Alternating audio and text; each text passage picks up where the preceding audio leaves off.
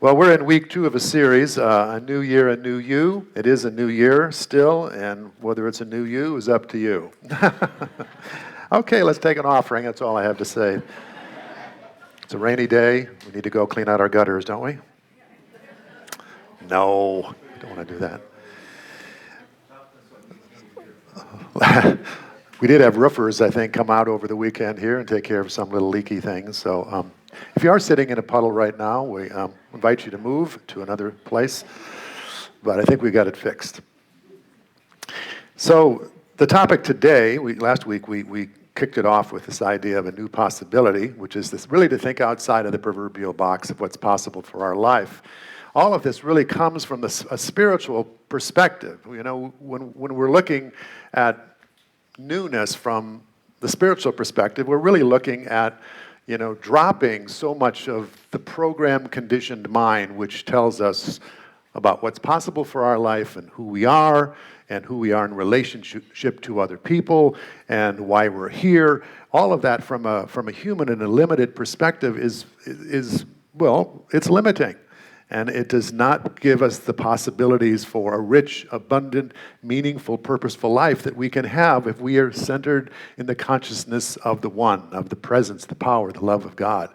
So it is important, regardless of how many times we have sat down to refresh our life or to make New Year's resolutions or to set up some goals for the new year, regardless of how many times we have done that, it is a constant, in my experience, it is a constant refreshing of my perspective that is required.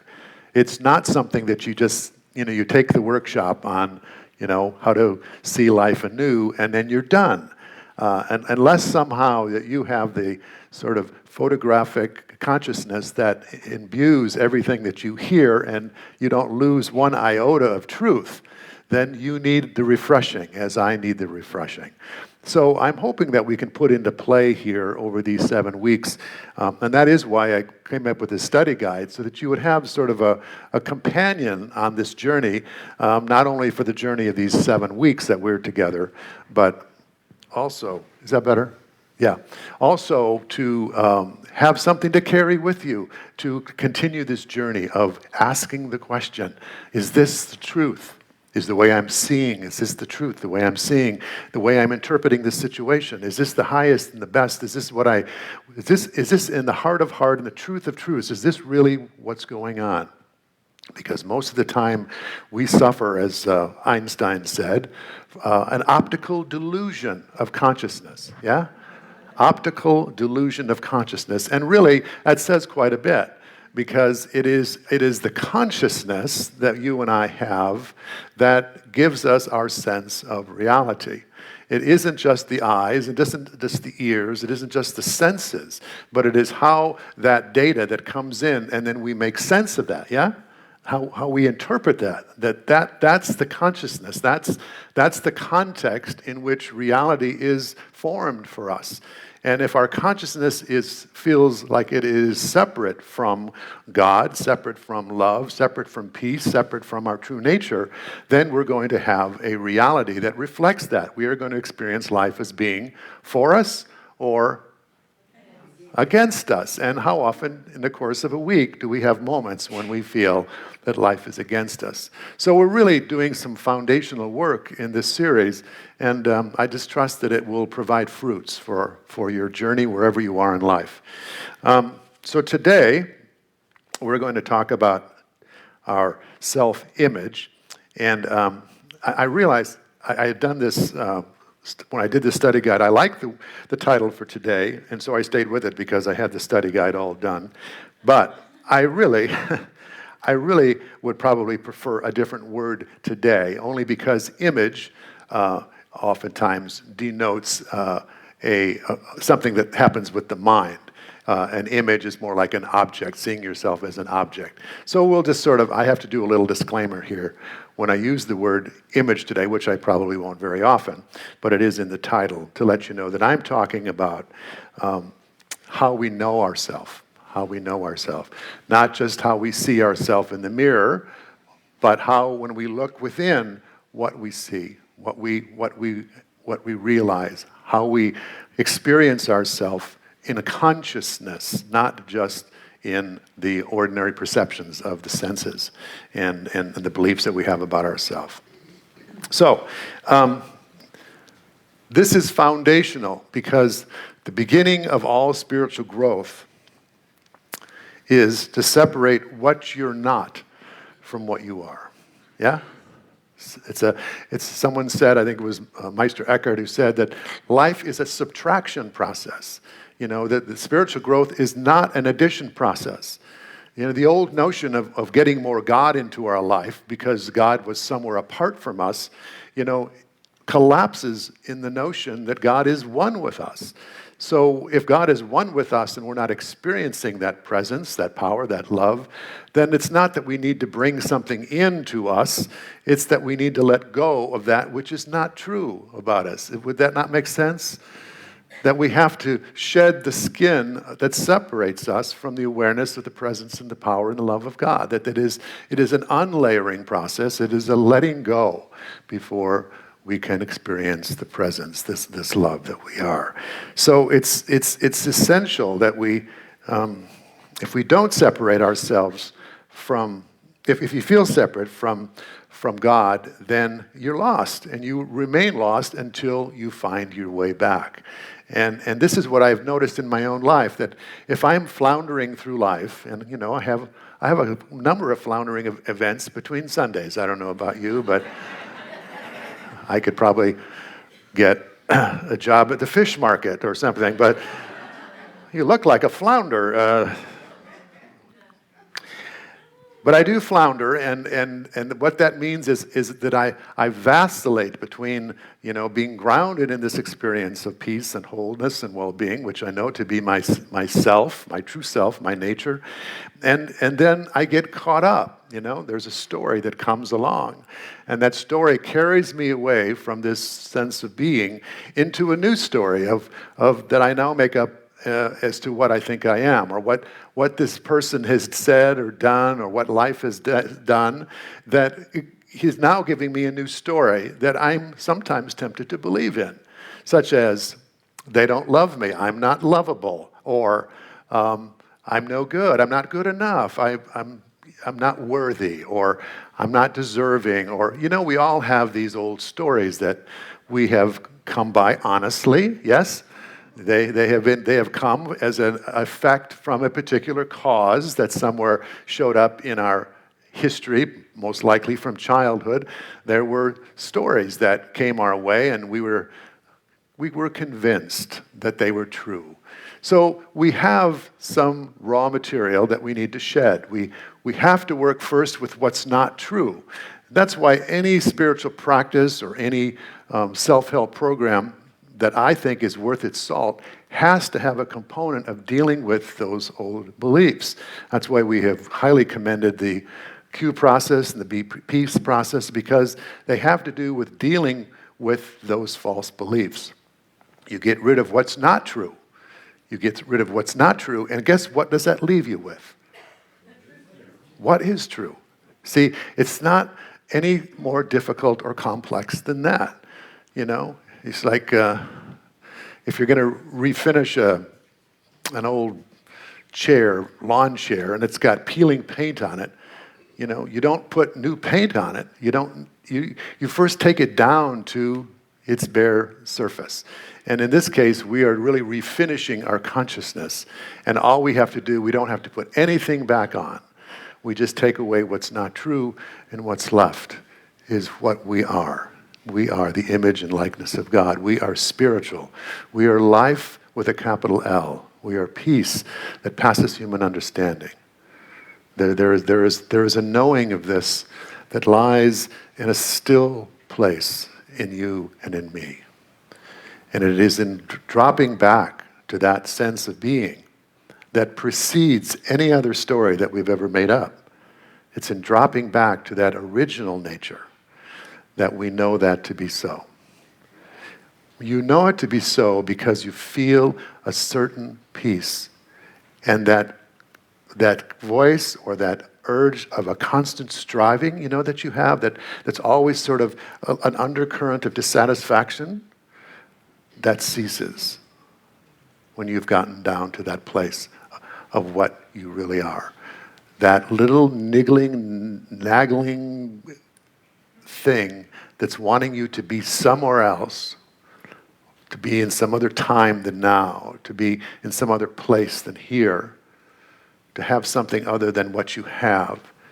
When that voice quiets, it's because you have touched the hem of the garment of truth. And that's what we're talking about, our true self-image. That's to see ourselves as God sees us, complete. All the work is done. Nothing more needs to be added. If anything, there needs to be some subtraction, some of the obscurations that have occluded the spiritual vision, some incrustations on consciousness that prevent the light of consciousness from breaking through.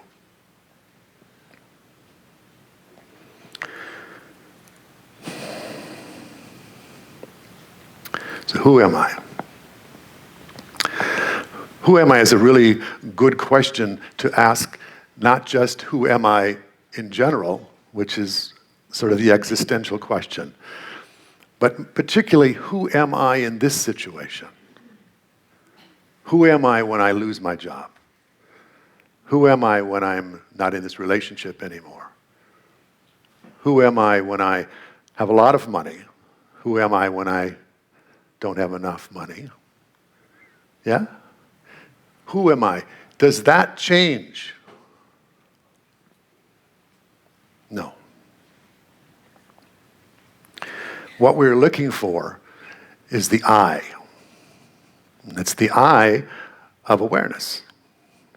It's the same I that was with you in the very beginning when you first had a sense of being a self, that you knew that you were a being. Before that, you just thought you were one with everything. When you're a little baby doesn't look at his hand and say, that's my hand. It doesn't look at anything and see that this is me, and then where my skin ends is where I end, and then everything else is other. A little baby doesn't have that perception yet, but that comes later. And then the rest of our life, we're trying to get back to that again. Yeah?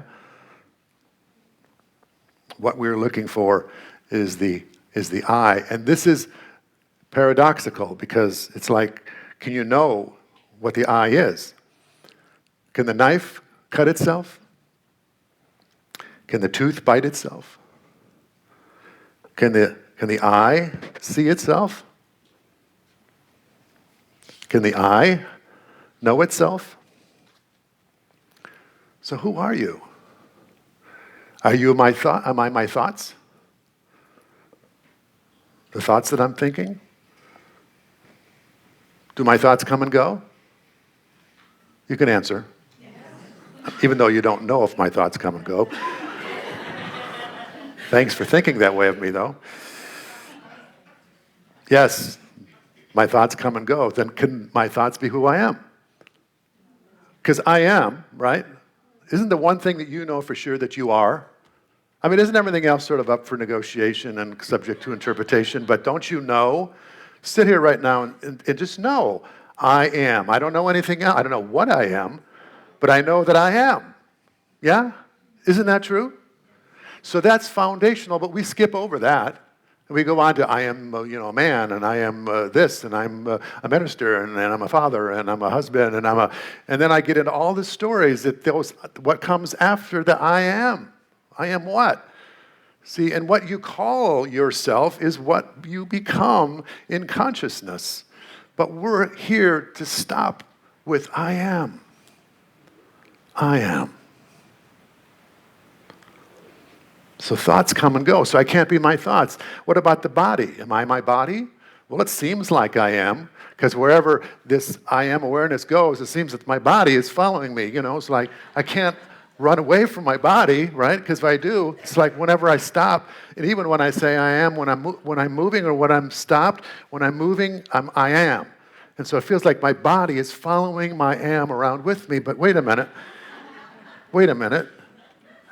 They tell us that millions of cells in our body are changed or renewed every minute.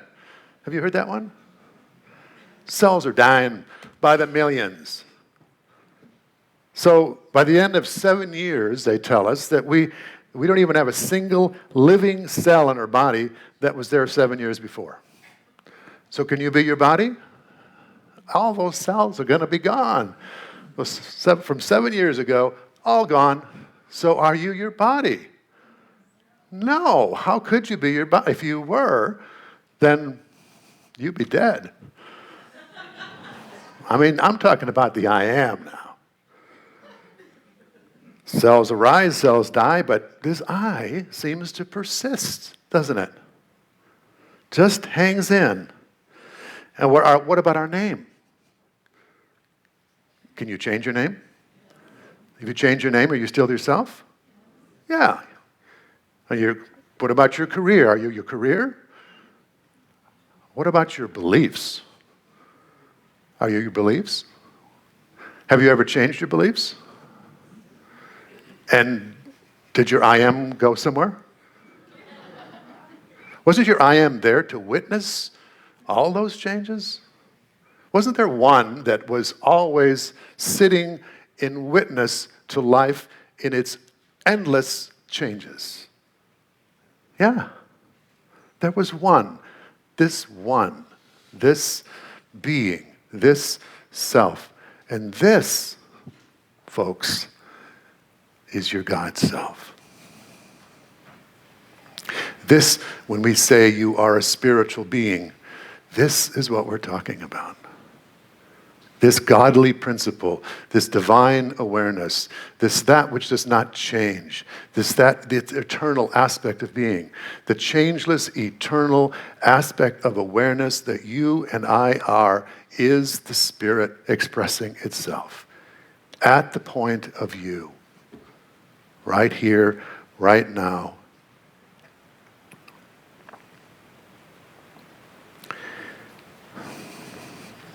There's an image, and I don't know if I've used this with you before, and I'm going to do this with you now as sort of a closing piece.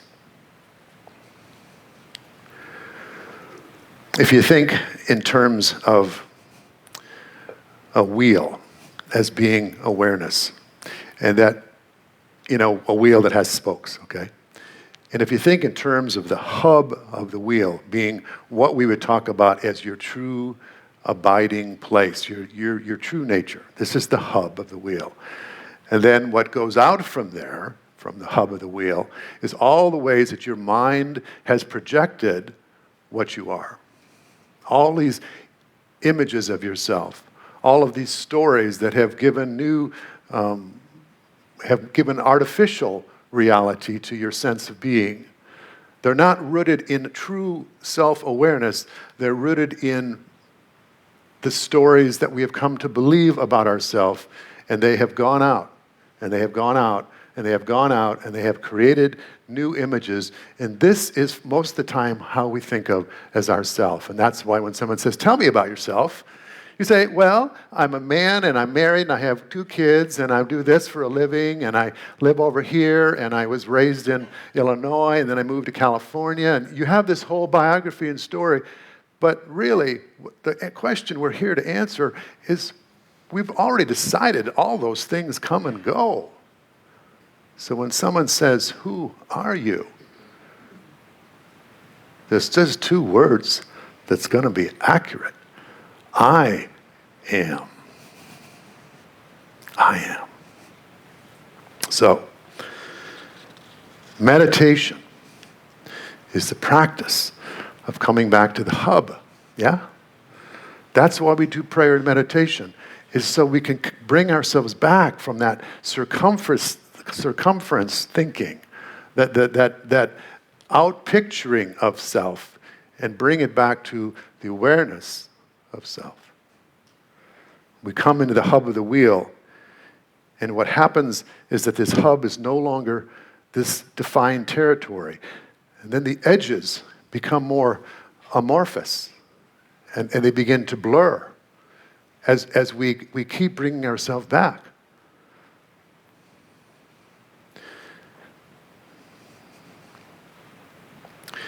And what we find, and this is the most subtle but most important way to look at this, is that we notice that we are the one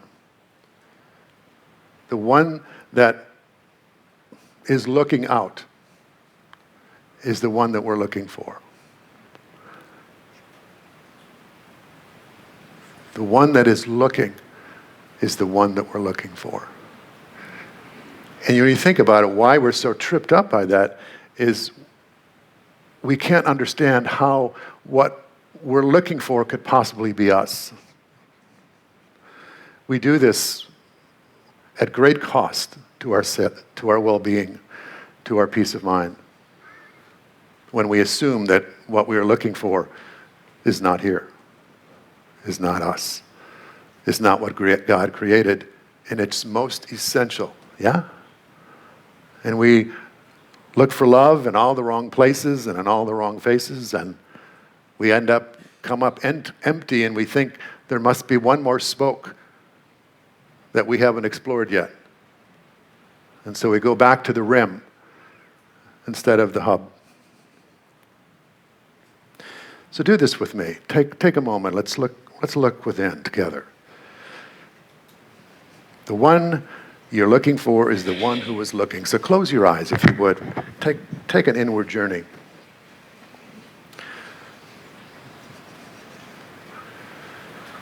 We're going to do a little scan and see what is maybe the virtual reality that you've been occupying over the last 24 hours.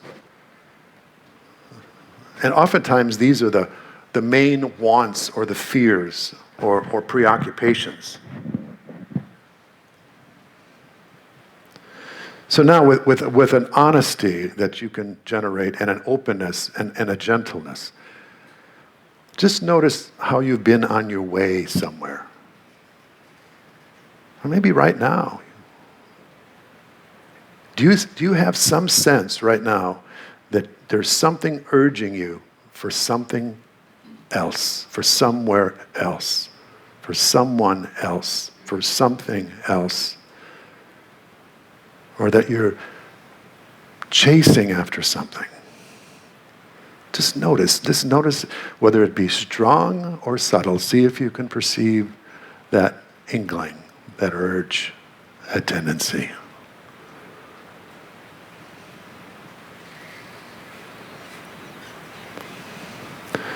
Too many people probably would be urging to feel that they would be outside right now, so perhaps it's easier to say, I'm looking to find the inner. Is there an inner draw?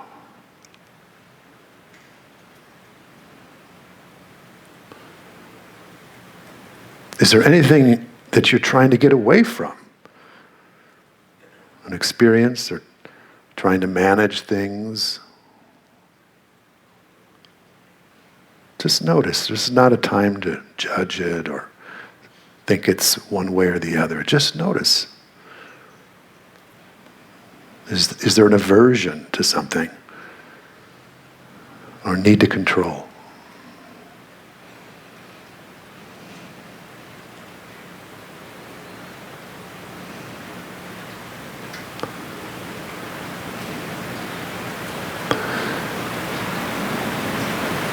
What we're looking for now is moments of presence. Moments of presence is that this moment matters as much as any in my whole life, that this really is it. Can you feel the draw to that?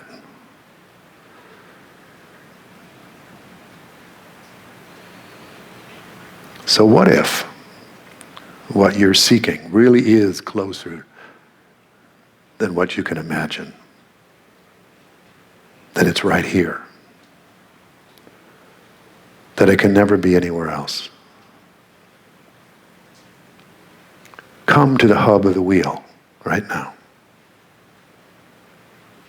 Come to the center. You may notice a little resistance. Maybe a loss of control, a loss of certainty. But keep moving. Move away from the external and move into this hub.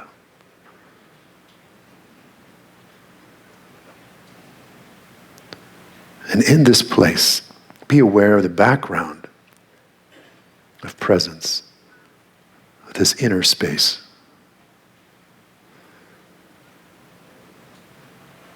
And here is the most subjective sense of what you are. It's you knowing you.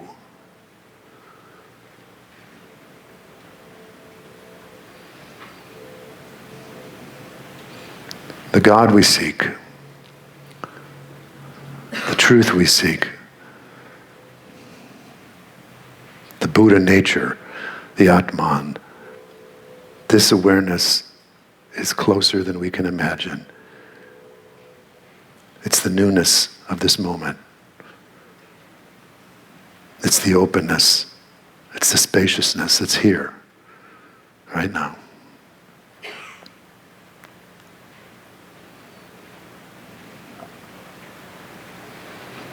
Spirit is calling us here in every moment, that we might know ourselves as we are known, not to see in part, but to know ourselves in our fullness.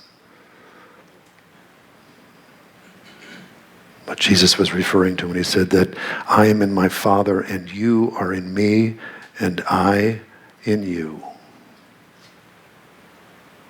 The oneness of spirit.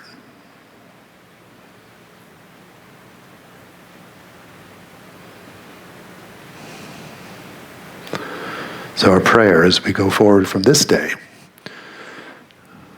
is that we're aware of the inward call. Some would call it the upward call of spirit. But it is moving back into the pure consciousness of our being, where we already live and move and have our being. And that we may become aware this week of those times when we are drawn off into the circumference of life, believing we are something other than this, that we might find our way back again through this practice of returning to the hub, returning to the center, knowing ourselves as we are known. What we are looking from is what we are looking for. It's closer than breath. Thank you, God, that it is so, now and always. Amen. And I encourage you this week to join a group. There'll be some rich and juicy discussions, I'm sure, from this series that we're on. And it's always better to share these teachings with another person and to get another perspective, another reflection, another contemplation. So, if you want to get to know people, if you just want to deepen your experience, I encourage you to participate in a group. I think we have 4 or 5 groups that are formed, and you can sign up in the Breezeway today. And we have print up more of these booklets as well, so feel free to take one of these too.